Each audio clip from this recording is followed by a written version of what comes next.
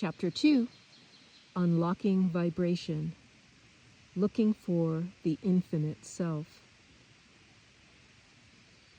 The focus of my whole life became to understand all physical forms as sound and vibration of the infinite self, and to be a working listener to those forms. For me, listening, seeing, and working all were the same. As long as I could remember, I had investigated the infinite self by listening to and watching the push-pull vibrations in physical motion. I had tried to understand the self by becoming the relationship between those vibrations. Even the ordinary events of life offered opportunities for learning to listen, for learning to see life in the movement of work as worship, and for learning the relationship of listening and the work to the mysteries of vibration. As a young boy, I would sit down inconspicuously at mealtime, eat my food, and talk with family members. From all outer appearances, everything seemed quite ordinary. My real attention, though, was seldom on the meal, but was focused instead on discovering the significance of the forms that were present at the table, like the plate or the spoon or the cup. I wanted to understand the deeper mysteries. There was a sense that if I could tap the vibrational essence of these forms, therein might be the keys to understanding how the vibrational essences of all forms were working themselves alive. The energy of vibration is alive, and because it is alive, it sees, it listens to the activity of work that is being created by its own vibration.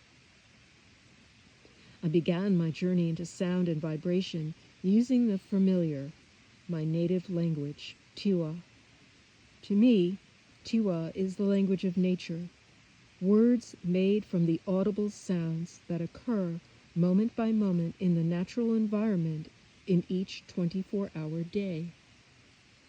Take my name, for instance. As a concept in English, beautiful painted arrow is simple enough, but when I say my name in Tiwa, Slu Te Koe, I hear an arrow arch through the sky, strike something, quiver, and radiate energy in all directions. It paints beauty everywhere. That is the way with Tiwa. Everything that is said conveys a metaphoric sense of life, of time, of space. Everything is made up of principal ideas, and for each idea there is also a sound. So we are all made up of sounds, of listeningness, of seeingness, and of workingness. We are all music. With each inhalation, we identify our purpose to be alive. Vibrations of here and now, and our universe is created. And with each exhalation, the universe is given new life. This is how we create the future. What we choose to live in each and every moment resonates outward on our breath. We inhale in one moment, and we are presentness. We exhale in the next, and we are futureness. In 1946, I moved from my grandmother's house in Picaris to the house where eagles perch.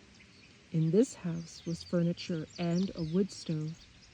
Sitting at the kitchen table, I would sound the word for plate or spoon in Tiwa. Then I would let those sounds resonate through my body and my being. I would continue listening until the sounds went beyond audible sound into the vibration of my physical body in the silence of intuitive thought. From that sacred space, insights would come. I knew then that my main purpose in life would be to work, listen, see, the self-empowering qualities of principal ideas, bringing them from their place of intuitive silence. I learned I could go into the place where they lay hiding, and I could draw them out. I drew them into expressions as metaphors to stand alongside experience. Soon I proceeded to yet another level of discovery. I would listen to the sound that was made if you tap a cup or put a plate down on the table again and again. I would listen to the reverberations and let that sound carry me deeper into myself. I became interested in following the sounds back to the origin of the forms of the plate or the cup or the spoon. I would ride on their sounds and go back to originality. Did these and other forms come from necessity, because necessity is the mother of invention, and when there is a need, something is invented to fill that need? The very nature of vibration is such that I can follow it back to its source and its creative emptiness which lies within it. In that creative silence, it will automatically create a need, and then in the next moment, it invents something to fill that need. In this evolutionary process, vibration will tend to create its own inner meaning, and interestingly enough, materialize it. So nothing is really separated from itself, but is inwardly and outwardly flowing. The continual manifesting of energy. Since the human being is also energy, and since thoughts are also vibration, then everything is taking care of itself. That is the very nature of vibration on this plane. A real breakthrough came when I made a transference from Tiwa to English. I discovered that the same insight that I was getting through Tiwa could also be discovered by using the vowels of the English language and sounding the vowels of each word.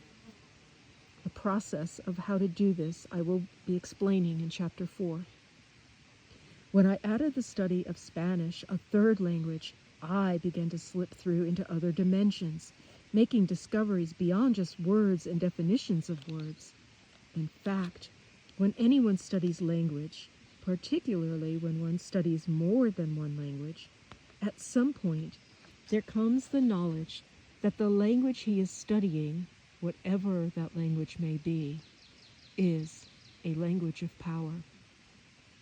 Throughout history, we have developed socio-economic and political systems taking into account only the logical surface of the language that we use. This is the left brain rational approach to language.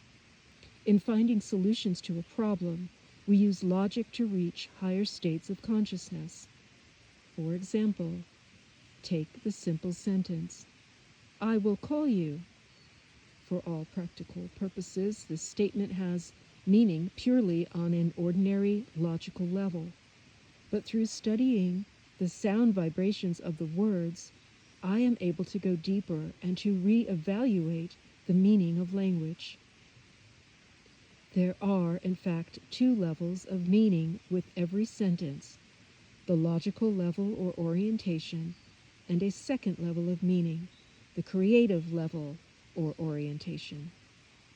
At the creative level, I will call you translates into the vowel sounds ah, e, ah, oo, and is saying perfection of awareness and the innocence of carrying. Components of language. Language is essentially a series of physical sounds that we create while speaking to tune our bodies.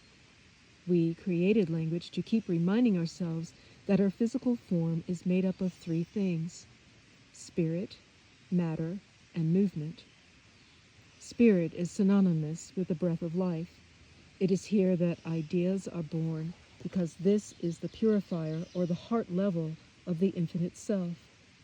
It is here that we have awareness of all things, of all parts of self, and therefore we are whole.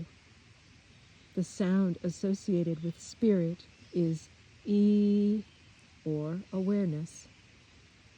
Breath, materialism, and movement together make up the cosmic mother-father idea.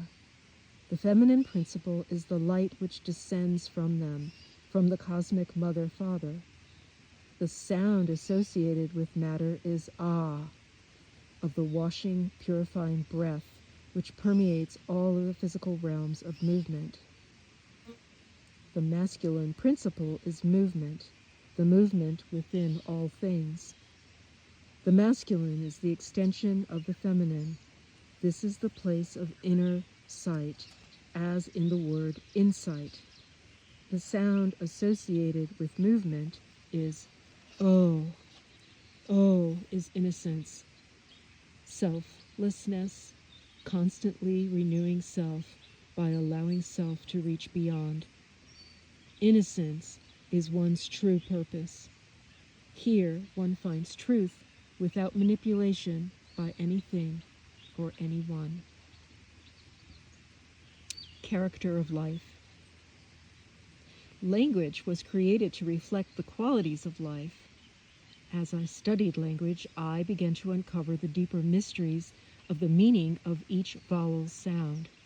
Ah, the A sound in Spanish, purification. The E sound in Spanish, relationship. E, the I sound in Spanish, awareness. O, the O sound in Spanish, innocence, the infinite void. U, the U sound in Spanish, carrying. Inherent in the vibration of the vowel sounds are the qualities around which our whole social, economic, and political systems are based. Take the sound ah, which means purification. Perhaps the intent behind war is purification. Or E, which means awareness.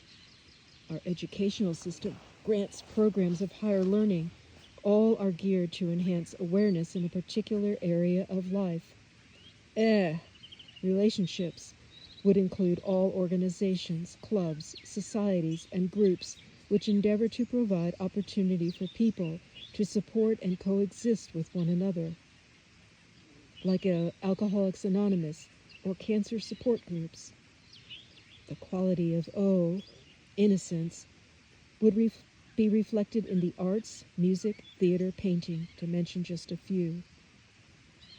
U means carrying. For example, banks carry loans, transportation systems carry people, and social systems help carry burdens. We even speak of political candidates carrying a state. For the most part, we are unconscious of the deeper mysteries inherent in the vowel sounds. By chanting, again, the methods will be given in Chapter 4, we consciously invoke our connection with their qualities. Mysteries of metaphor. In my research with vibration, I was also learning that the forms of the plate or the cup or the spoon are profound metaphors. One of the aspects of the spoon's vibration means beauty. So when we use a spoon to eat, what we are doing is feeding beauty into ourselves. And the plate is a symbol of the slice of light that allows us to go beyond time into timeless awareness. When we eat out of a plate, we are eating the food that, on an energetic level, has been fused with the plate's energy of timeless awareness. Hence, we can say we are feeding beauty and timeless awareness into ourselves. The table on which the plate is sitting vibrates as a metaphor for the plane of goodness. The plane of goodness is where God's plan for us sits. Therefore, the act of sitting down at a table to eat is a profound spiritual ceremony in itself. Whether we sit down at a kitchen table or at a desk, we are being fed by our inner plane of goodness. We are manifesting some good effort out of what we do with our time. When we sit at a table, sometimes we watch the clock, as though at some innate level we want to understand what time is. That is because in reality, time and awareness are integral parts of movement. Once we understand what movement really means, we can then see our pattern of behavior. There is an ancient saying that a confused state is that state in which the idea has not yet begun to sing its song of identity. Once the metaphor of the principal idea is understood through the mysteries of vibration, it fell in love with life and gained the curiosity to explore an infinite variety of forms. Similarly, my awe for life came out of this same tradition. I know that now. What is a house? I have come to understand that a house is the form, or house, of the shattering light. The house is a metaphor to explain that there is a vibration in each moment. Each moment is like a house, and a house is like a moment. In each moment that we live, there is an opportunity to change ourselves in some way. We shatter what we were in the past, so that in a new moment we can remake ourselves. In a day's time, we go through many different moments, many different opportunities to remake ourselves, and therefore evolve. To understand the metaphor of the house of shattering light is to know that we are continually in a state of evolution. What is a road or path? The road is the metaphor for the head of the family of ideas continually investigating themselves to find out who they are being in every single moment. Because we are changing constantly, we have to be continually investigating ourselves. Otherwise, we lose who we really are. Another meaning for road is the direction or form by which our fears are challenged and the manner in which we face them. The door space on a house is a metaphor for the face, for only by facing life can we enter it. Similarly, a moment has a door through which we enter. The outside of the house, or the outside of the moment, is where initiation lives, because it faces itself. The face is really the metaphor for entering. Therefore, initiation is the inside preparing the outside to manifest itself. A profile of vibration is made that way. This is another way of saying that silent energy is called forth by audible sound and vice versa. The audible sound calls out the silent sound or vibration. It comes out with renewed strength and power, and it regrounds and re-enlightens audible sound, so there is continuity. Vibration does not cease to exist, but continues. So there is first the audible sound, as with the chanting of words, and then there is the silent sound, the place where inspiration hides. Silent sound, where God hides. There are two aspects of vibration, audible sound and silent sound. To give an example using the computer, when the vibration is in a state of silence, the silent sound, it is like the computer searching for answers. It is looking for its form. It is searching for what is going to manifest. The audible sound comes after silence has found its manifestation. It becomes a live sound. That live sound has an attribute or quality to it that is saying yes to life, saying yes to itself, so that impulse, yes to whatever it is that it wants to manifest. It is saying yes to the apple tree to be an apple tree, or a plum tree to be a plum tree. The energy of life is flowing in that vibration through the loud, audible sound of calling, which is tuning up that metaphor that it is wanting to substantiate so that it can be in existence, be alive, and grow. If you were to draw a tree and draw where the tree roots go into the ground, the part of the tree above ground would be the area of audible sound, and the root of the tree would be the area of silent vibration. In order to manifest itself, the silent vibration needs to come above the ground, and then it becomes audible sound. This tree is the cosmic brain. The ground, or the surface of the earth, is where we enter into the inner cosmic self. Walking with intent and ceremonial dancing are ways to connect with the inner infinite self.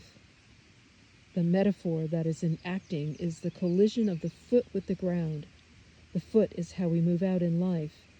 In ceremonial walking and dancing, the foot connects with the ground, which is the symbol of the infinite self. The earth is such a powerful metaphor of truth that vision questers will dig a hole in the earth and go down into the hole in order to be more in tune with that silence fused with perfection. It is not surprising, then, that the chambers for teaching the ancient mysteries were underground. Going underground was a metaphor for entering the perfected self. As a young boy, I was taught in those underground chambers to look within.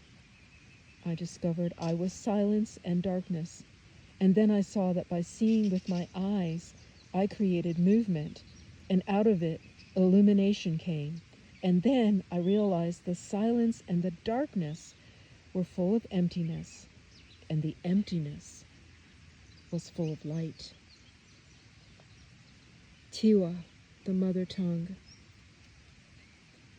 Since the basis of my training in sound is from Tiwa, it's important to understand what Tiwa is. Tiwa is an ancient tongue, but not an Indian language. Instead, it is a language that was constructed according to the different vibratory levels of Mother Nature.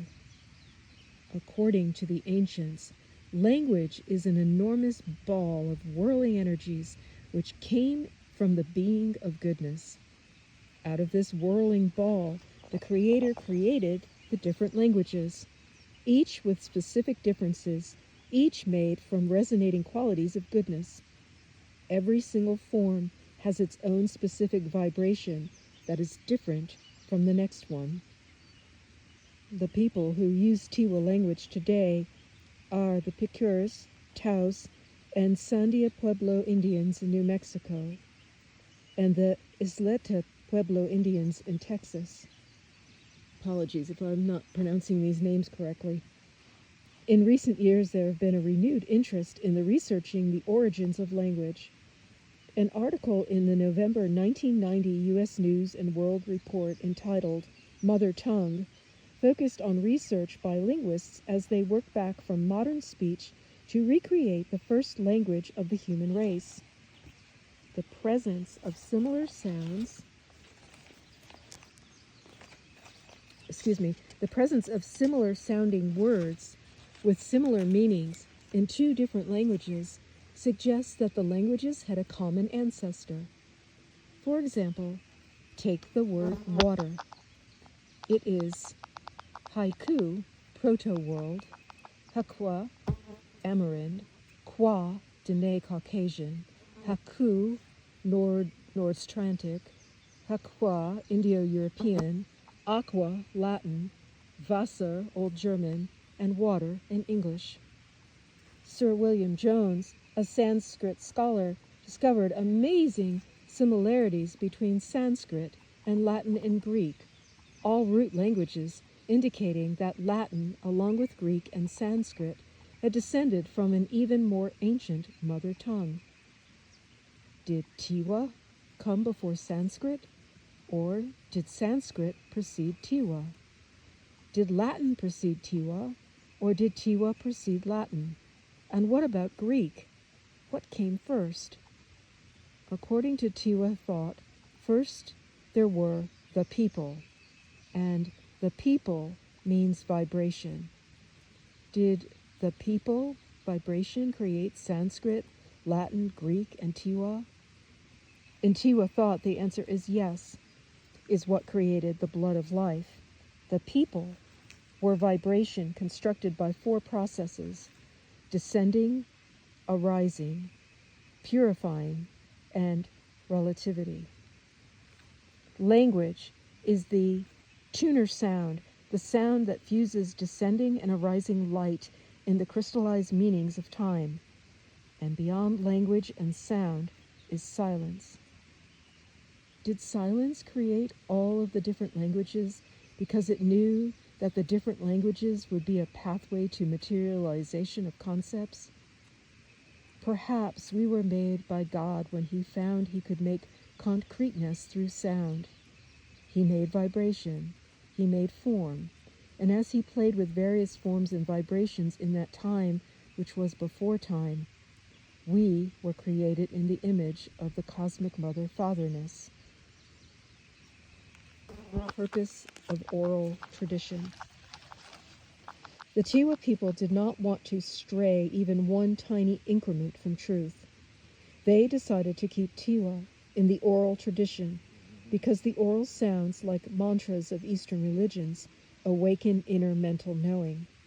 Also, they knew writing makes language subject to interpretation, and once one begins to interpret language, it begins to write its own truth, and we lose real truthfulness. A spoken word has sound, has meaning beyond itself, and makes images. Language is made of complete forms as well as forms not yet finished or completed. The nations who choose to write language down choose to do so because they were interested in understanding power. They were interested in controlling memory. Writing language down meant that energy would crystallize and become reflective. It would stop the free flow of the vibrating essence that is continually re-nourishing our memories. In other words, writing language down allowed the loss of recall. The vibrating essence of spoken language provides a way to keep a pure, verbatim mind through the practice of speaking. The vibration of the breath in speaking gives us a direct sensory connection with memory, so that past memory, the future, and the present stay together as one resonance. Writing originated in vibration because the very nature of vibration is made up of three parts: past, present, and future. The memory of the past comes with us as energy in our present moments, and it is the energy that helps us to enjoy our goodness, while the aspect of vibration having to do with futureness gives us clairvoyance. The aspect of vibration that is presentness grounds both past and future, and it places us. The ancient ones were interested in mental telepathy, direct communication with spirit. They knew everything is alive. Everything is simply an opening to connect with the omnipresence. They said, we are going to dialogue with vibration because we know where the power is. Native American thought is about the power one can have that is the basis for miracles. I am not talking about the power to control someone or something. I am talking about the power of allowing the omnipresence to work through you to help you achieve higher consciousness, which is the purpose of our being here. We are spirit. We just happen to be sitting around here in these bodies which we inherited from our mothers and fathers. We borrow these bodies. We come here and we experience life, becoming a true human. In the language of nature, working and listening are the same. Working or listening means sensitivity. To be sensitive is to be aware, to listen with the body, which is really our ears, and to perceive what is going on around us with our listening mechanisms rather than our seeing mechanisms. This is because our seeing mechanisms can be illusionary. If we see without including that inner sensitivity, we do not get a clear picture of what is occurring. During a recent trip to Germany, I was preparing for a sweat lodge ceremony. So offering a prayer with tobacco, sacred symbol for the heart, I put out the cigarette and placed the butt in my coat pocket. I intended to go to the house and leave my coat and other belongings there and head to the sweat lodge. Suddenly, 2 birds flew very close above my head. I knew something was up because birds don't usually just fly that close to anybody. The noise they made seemed to say, "Don't go in yet." And so I listened. Instead of going to the sweat lodge, I walked slowly while listening with the skin cover of my whole body as I walked into a nearby greenhouse. After I was inside a short time, I started to smell smoke. I was thinking, who in their right mind would smoke in a greenhouse? It's not healthy for the plants. Then I realized the smoke was coming out of my coat pocket. The cigarette butt was still alight. Had I not been aware of the cue from the birds, I would have gone to the house, taken off my coat, and gone into the sweat lodge for several hours. In that length of time, the house might have burned. A true human is a listener. The true human is someone who is aware, someone who is, moment by moment, totally and completely merged with life. He is a listener. She is a listener. Out of that capacity of inner and outer listening comes the quality of humility. The true listener is no longer defined by desires or attachments. Instead, he or she is sensitized to consciousness. Listening is understanding the mystery of vibration, because listening has to do with the inner vibration of the descending intelligence of the moment. Meditators become silent so that they can go into true vibration, which becomes the audible workings of vibration, of which ideas are made. Inner listeners, or people who are continually listening to life as it's unfolding, are true humans, because they are picking up vibrational messages before the messages become crystallized energy, or perceptual forms that can then be articulated by the brain. Sensitivity, then, is paramount in developing the ability to be a good listener. In the process of listening, the voice of guidance is found. And this is the place where inspiration hides. At this level of vibration, one receives direct knowing. Decisions which are made are right decisions for that moment, because the energy that is being tapped is the voice of the intuitive silent vibration. I have found that any physical task, no matter how mundane, that allows me to apply effort keeps me intimately connected to the source of creative insight. A true human is a person who knows who he is because he listens to that inner listening working voice of effort. Once he knows that, he knows the direction that he is to go, because the inner voice will tell him exactly what it is he needs to do. One of the first things the true human learns is to look at life through the whole physical body. Plowing is a metaphor for this physical way of looking at life. When we are plowing a field made up of consciousness, we are preparing the ground to plant a seed. So, what are we plowing the field for? The farmer plows the field so he can plant the seeds of a particular type that he wants to cultivate. What ideas do we want to cultivate? We study something and then we walk it out so that we can plow the fertile field of consciousness and then move forth and plant the seeds in that field that we have plowed, which, in this case, is our bodies. In that way, we plant what we cultivate in the weeks to come, and eventually, it produces its fruit. The metaphor of playing is quite different. Playing means strengthening oneself. When we are playing, we are, in metaphor, making the self what it is becoming. Playtime is an important aspect of building one's strengths, abilities, potentials, and capacities. Whether we're playing a violin or a guitar, or playing football, tennis, or cards, we are, through playing, making ourselves greater heart people. In the act of living, we are emphasizing certain principal ideas about how life is. The true human is sensitive to what the metaphor of life really is, sensitive to play as a strengthening of the self, sensitive to walking as planting seeds of thought. This sensitivity is vital to us. Until we know what we are really being and what we are really doing, we may be unconscious of the energies we are producing, and these energies may or may not be the ones we want to produce. Listening is giving. For the true human, the first thing is to find out how to listen. Listening is different from seeing.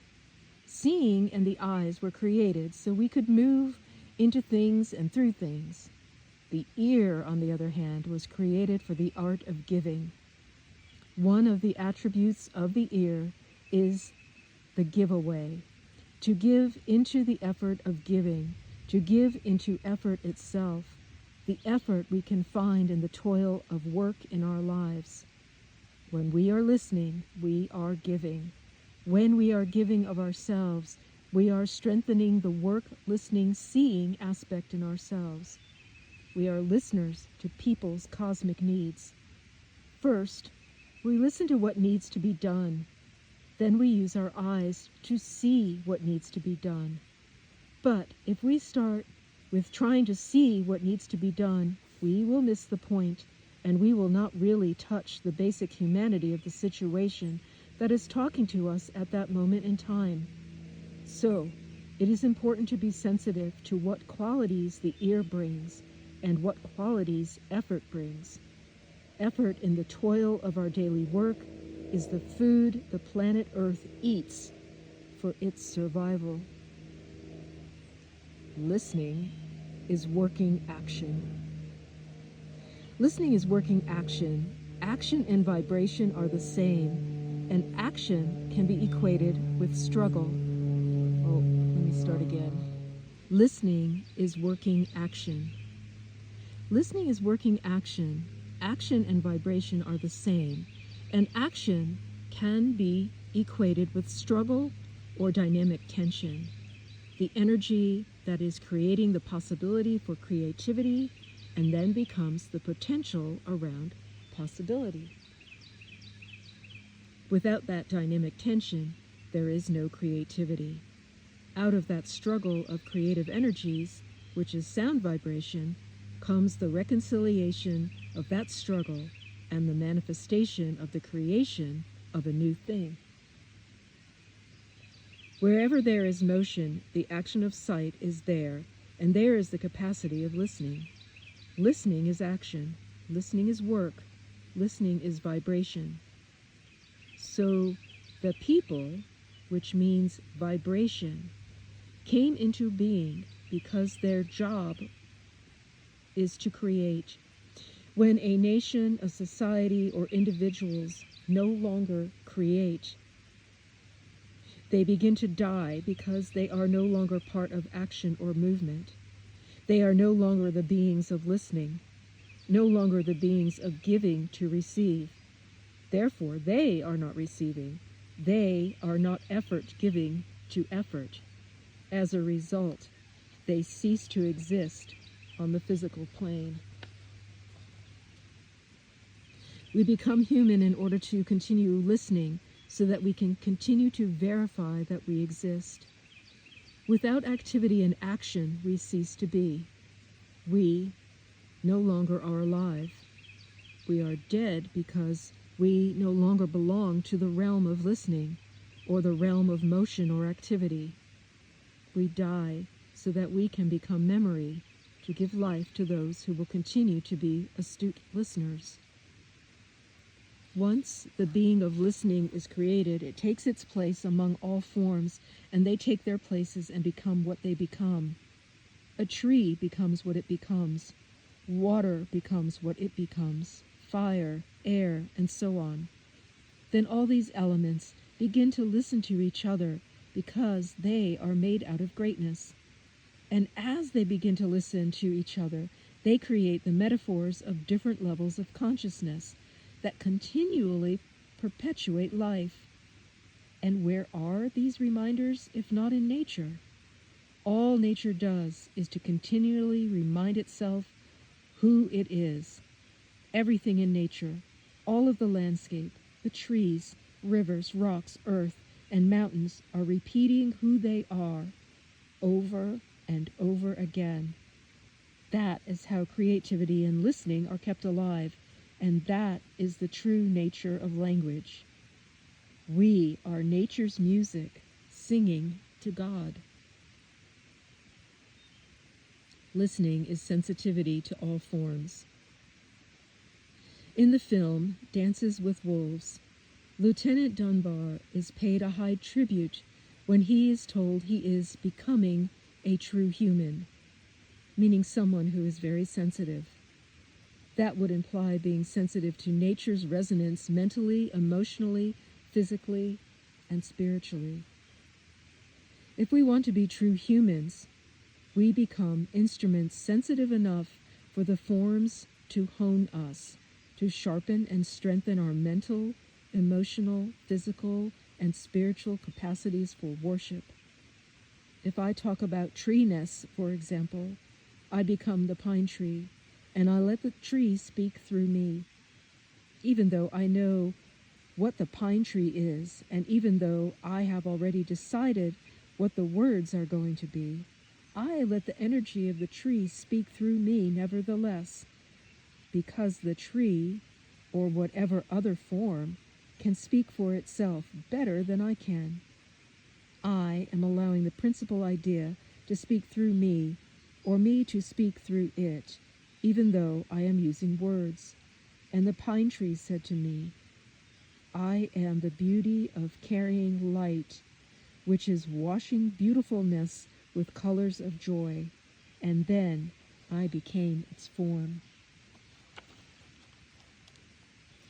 So in Germany, I could listen to the birds, and they could tell me not to go into the sweat lodge. And Lieutenant Dunbar in Dances with Wolves listens to the wolf and develops a rapport with the wolf. If we develop sensitivity with one form, there is the likelihood we can be sensitive to all forms. We would know as well why a friend is hurting, because we would listen, even if there are no words. We become people who live our greatest potential in every single moment, wherever we are placed. Before I learned that work is listening and worship, I used to slough work as much as I could. I always chose to do things in the way that took the least effort. I thought, the best way to live is to avoid work, because it's not fun. Later, I learned that the more effort I put into work, the better I feel spiritually, mentally, emotionally, and physically. As I worked harder, I felt more energetic. Working creates a vibration and changes us. Through work, we increase our capacity to receive knowledge and impact the future. When I became a good listener, it made me the greatest giver of life. It allowed me to serve in the highest way. I became a station that was receiving something and sending it right out. When I came from that place, I didn't have an argument with this religion or that religion, this ideology or that ideology. I became an instrument, simply a receiving station of the infinite void in that moment. I became a receiving station because I was completely present in the moment, a moment that was a living form that existed only to the degree of my highest effort. These are the ancient mysteries. They were set up this way. In the end, the mystery is the infinite void, and the mystery of the void is all of us remembering, because truly speaking, we do not exist.